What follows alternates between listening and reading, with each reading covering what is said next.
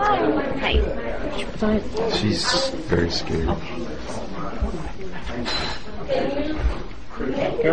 Tell me what's going on. Well, I'm a Christian, and my parents are Muslim. They're extremely devout, and they can't know about my faith. Well, they do now, but they've threatened to kill me. I don't know if you know about honor killing, but this faith that you guys don't understand. Islam is very different than you guys think. They have to kill me. My blood is now halal, which means that because I am now a Christian, I'm from a Muslim background, it's an honor. If they love God more than me, they have to do this. And I'm fighting for my life. You guys don't understand. They don't understand. What did your father say to you? He said he would kill me, or I'm sent back to Sri Lanka where they put me in an asylum. He said they go crazy. It's okay.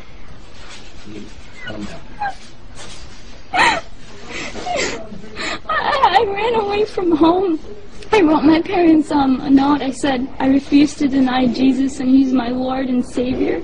And I pray you find His forgiveness and mercy, and I love them both dearly. I wrote that, but they never showed it to the police officers. They want me back home. I can't go back to Ohio. You guys don't understand that community. Like, I will die within a week. Like, my life is at stake. But my dad threatened me. I was ready to die. These were my thoughts, that I'll be a martyr for Christ. Let it be so. But the Lord led me here somehow through His grace. I rode on a bus for 27 hours to 30 hours to get here, and so it's been God's hand protecting me the entire time. And but I'm fighting for my life, so if prayers are appreciated. I don't know what, today's my birthday, my 17th birthday, and I might even die. I don't know what's gonna happen to my own life. Like, can you tell me why you ran away? I was threatened by my dad. When my dad found out, I had a Facebook, that's how we found out. And phone calls from the Muslim community started coming in with emails, and he confronted me, and I had a laptop, and he took that laptop and he waved it in the air, and he was about to beat me with it. And he said, you know, if you have this Jesus in your heart, you're dead to me, you're not my daughter. And I refused to speak, but he said, I will kill you, tell me the truth. And these words, bad words, he cussed words. And so I knew that I had to get away. A couple of weeks later, even I told my dad that I needed to learn more about Islam because I was scared.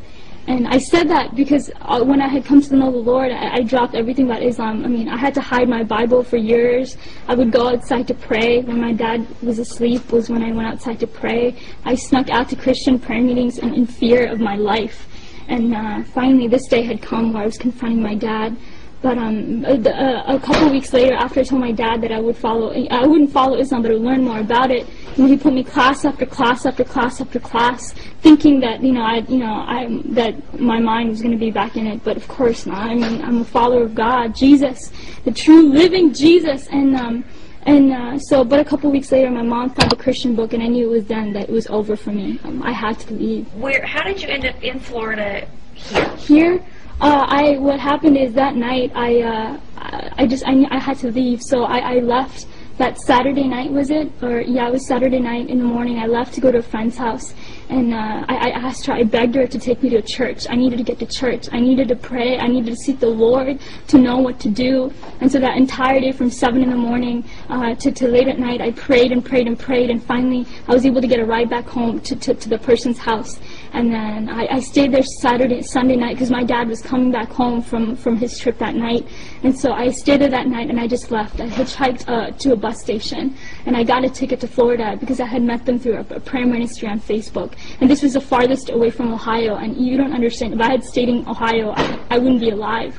And so I was able to do that, and I called them from on the bus. I used random, nice people there that I was able to talk to, and I used their phone to call them, and then I came here. Has there been any type of killings at all in your family? Have you ever seen anything like that? I'm not sure, but in 150 generations in my family, no one has known Jesus. I am the first one. So imagine the honor in killing me. Like, there is great honor in that. Because if they love Allah more than me, they have to do it. It's in the Quran. Yes. And you can, give them knowledge about it.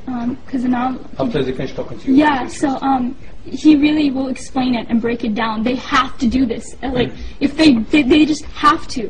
And either they do that or they send me back to Sri Lanka. And there's an asylum. There's an asylum there where they put people like me, like, think I'm crazy. And do you really think that this is true, or do you think this is just a threat?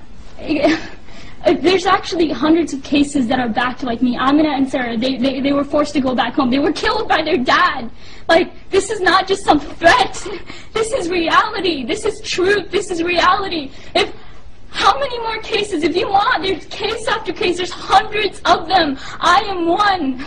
I am one of hundreds. They have to. You guys don't understand.